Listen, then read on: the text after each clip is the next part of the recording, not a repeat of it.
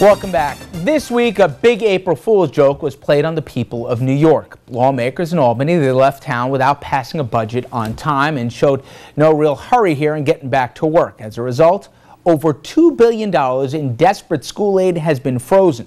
Construction on many of the state's roads and bridges has stopped because there's no money to pay the workers. Now, if this was a joke, it's not funny. Also not laughing. Former New York City Mayor Ed Koch, who at the age of 85 has joined the fight to clean up Albany. Andrew, he spoke to his honor today, and he joins us now with more. Andrew? Well, Rich, throughout his long political career, Ed Koch would ask anyone and everyone he met, how am I doing? Now more than 20 years since his final day as mayor, Koch is telling everyone how Albany is doing. And in true Koch style, his honor isn't pulling any punches, and he isn't backing away from his latest fight. Is this the most dysfunctional you've ever seen Albany?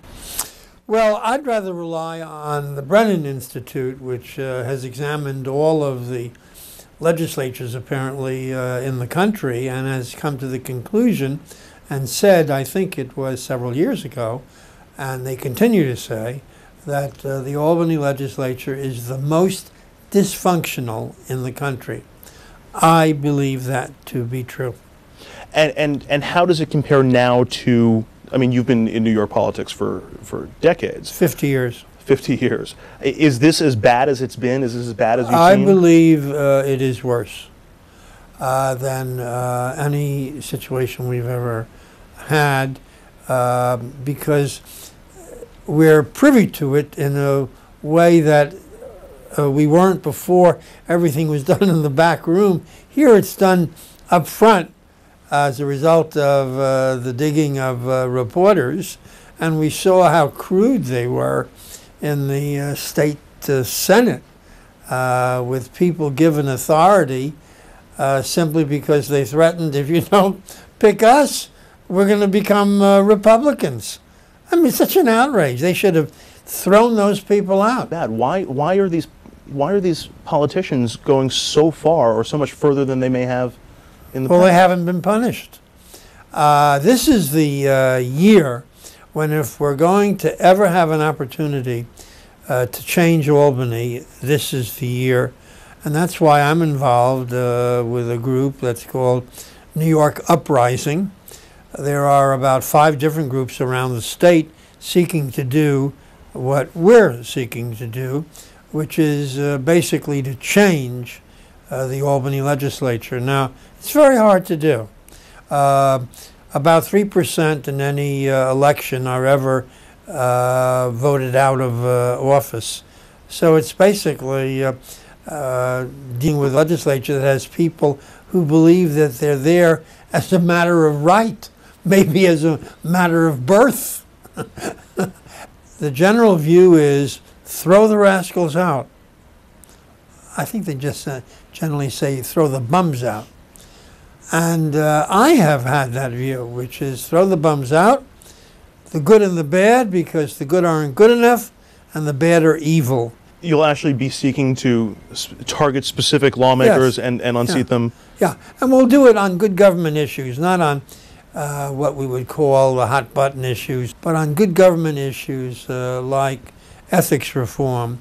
Probably the most important good government issue would be reapportionment. Are you going to self-reapportion so as to keep yourself in office, or are you going to reapportion by allowing an independent commission to draw districts that are not gerrymandered? And a more competitive district leads to better government, leads to better, a more responsive elected official? We think so. We also, one of the interesting factors that came out in the Bruno trial was the sort of 2 jobs for state lawmakers. Joe Bruno, while he was the majority leader, was also a consultant and had lots of clients who would show up, pay him money, and lo and behold, they would have easier access, both not just to the majority leader, but also to the governor and other ranking officials. Is that something that needs to be changed? Well, you have a problem. By law, the state legislature, and being a member of it, does not require that you give up your other jobs. And if you require them, and I believe we should require them, to have only one job where they devote their full day.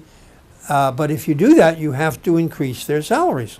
I believe that there is less fervor for good government today in the legislature than there was when I was mayor. The public seemed more involved at that time.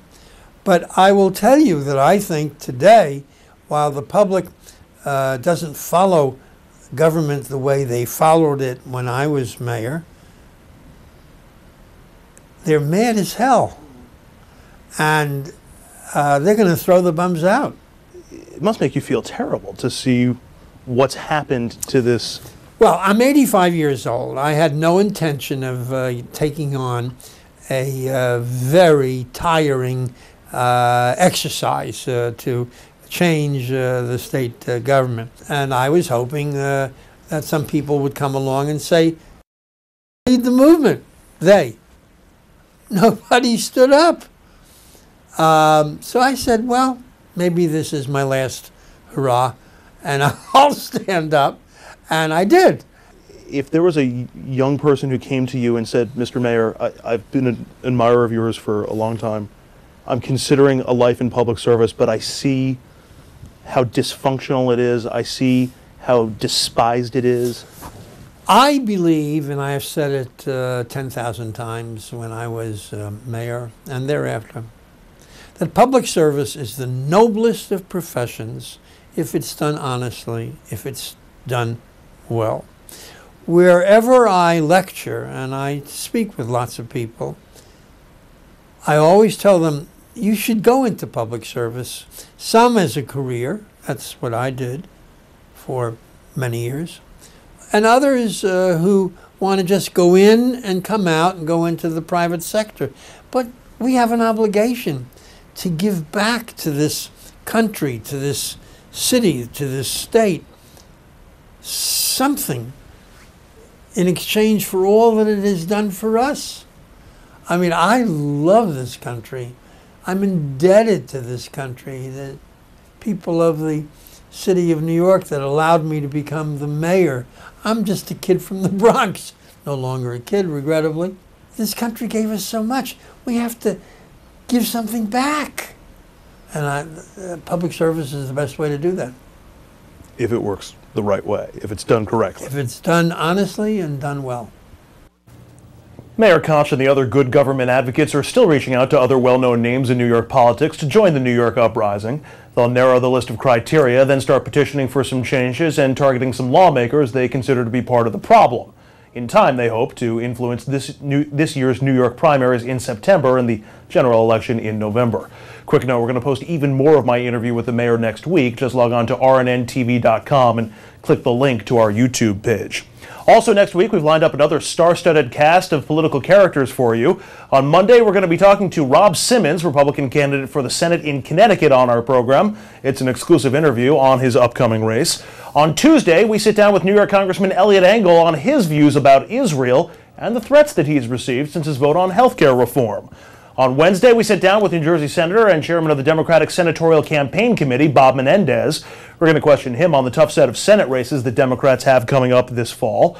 And on Thursday, we'll welcome New York Congresswoman Nita Lowey to the show to get the inside scoop on how the health care bill was really passed and also why that conversation turned so very, very ugly. Rich? All right, Andrew, nice job with Koch there.